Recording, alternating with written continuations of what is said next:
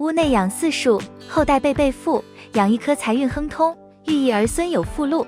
中华文化博大精深，源远流长，有许许多多讲究的民俗文化。比如古人在住宅里种树就有一定的讲究，当时的人认为庭院里就很适合种植梧桐树，当时的梧桐树也有以子孙的象征，之后人们就把它称之为引凤树。古人一般还会把梧桐树和竹子搭配起来种植，也就是前栽碧桐，后栽翠竹，这时再种植一些菊花，那么到了秋天就特别美观了，可见古人的审美一直很高。在家里种树不仅有美学上的功能，让屋内更加丰富多彩，还有风水上的意义，可以保佑屋主多财多福。那屋内适合种哪些有利风水的植物呢？比如一些名字吉祥的植物，像富贵竹、鸿运当头、长寿花、水仙花、铜钱草等植物就相当不错了。除了上面所提到的这些花草以外，我们还可以种下面的4种树。过往有句俗话说屋内养4树，后代辈辈富，可见这4种树的寓意不错，养一棵驱除霉运，100年后或许能成为传家宝。它们也是越养越值钱的盆景树，不过最重要的是需要把树种活，这样才能起到庇护住宅的作用。大家好，这里是花花世界的频道，花花干啥啥不行，养多肉第2名。那么这4种树是哪4种？又该如何养护呢？下面一起来看看吧。第一，门前有桂树。说到中华10大传统花卉，那我们必然会想到桂花树。桂花树不仅美观，还有着丰富的文化内涵和风水寓意。古人说桂花的气息香可绝尘，浓能远溢，寓意吉祥、高洁、坚贞。桂花还是仕途平顺、飞黄腾达的象征。古代科举考试一般在农历8月桂花盛开的时候举行，人们便把考中状元的人誉为折桂。后来又有了门前栽桂，人前显富贵的说法，还有另一种说法是家里种上桂花树，一生都有贵人住。因此桂花树又寓意着富贵、幸福和美好。在家里养桂花，可以为主人招来各方面的好运和帮助，是一种吉祥的风水植物。桂花树喜阳光，需要充足的光照才能生长良好，尤其是在开花期，要保证每天有6至8小时的直射光。即使在冬季，桂花树也需要适当的光照，但要避免强烈的日晒，以免灼伤叶片。桂花树喜湿润，不耐干旱，要保持土壤湿润，但不要积水，以免烂根。一般来说，春夏季节要每天浇水1次，秋冬要适当减少浇水频次。桂花树喜肥，春季是桂花树的生长期，要每隔10到15天施1次氮肥，以促进枝叶的生长。夏季是桂花树的花芽分化期，要每隔15到20天施1次磷钾肥，以促进花芽的形成。秋季是桂花树的开花期，要每隔20到25天施1次复合肥，以增加花朵的色泽和香气。冬季是桂花树的休眠期，要停止施肥，以免造成营养过剩和烧根。施肥时要用稀释的叶肥，避免用农肥或生肥，以免烧伤根系。桂花树虽然不易生病，但也要注意防止一些常见的病虫害，如白粉病、锈病、蚜虫、红蜘蛛等。定期的喷洒农药，可以预防和消灭病虫害。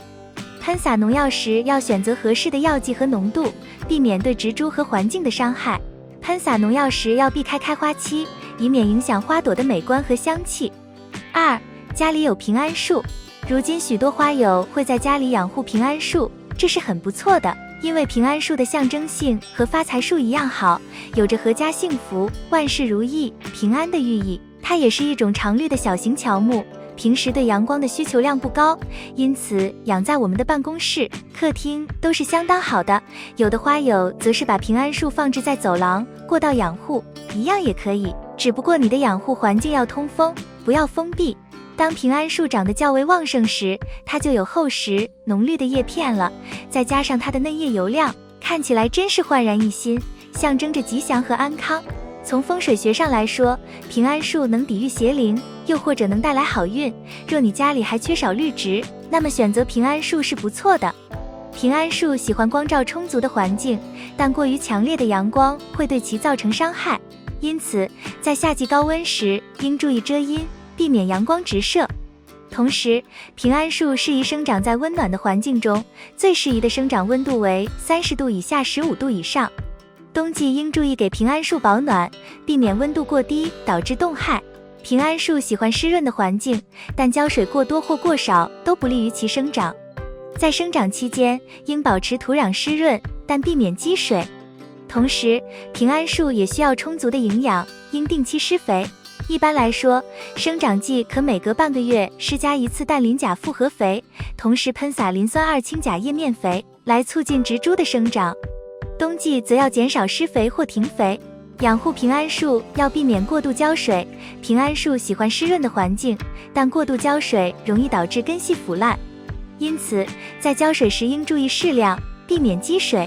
平安树还需要应定期施肥并换土换盆，来保证有充足的营养和良好的土壤环境和生长空间，来保持其生长。养平安树还要额外注意病虫害防治，平安树在生长过程中容易受到病虫害的侵袭，因此应注意观察植株的生长情况，一旦发现病虫害，应及时采取措施进行防治。3. 家里有罗汉松。有的花友对平安树没有什么感觉，因为它没有很粗壮的茎干，这时你可以选择养护罗汉松。我们也能提到一句俗话说，家有罗汉松，子孙后代出富翁。由此可见，罗汉松和发财树、平安树一样，寓意都相当好。罗汉松不仅有长寿、健康的象征，还有吉祥的寓意。如今的罗汉松枝叶都有观赏价值，它也成了一种被用来制作盆景的优秀素材。养护在家里可以对它修剪，从而打造出更好看的罗汉松盆景。若把罗汉松盆景养护好了，那么它的价值也是不菲的。罗汉松喜欢充足的阳光照射，每天需要4至6小时的直射阳光和适量的散射光。但在夏季的强烈阳光下，我们需要适当遮阴，保护罗汉松，避免叶片烧伤。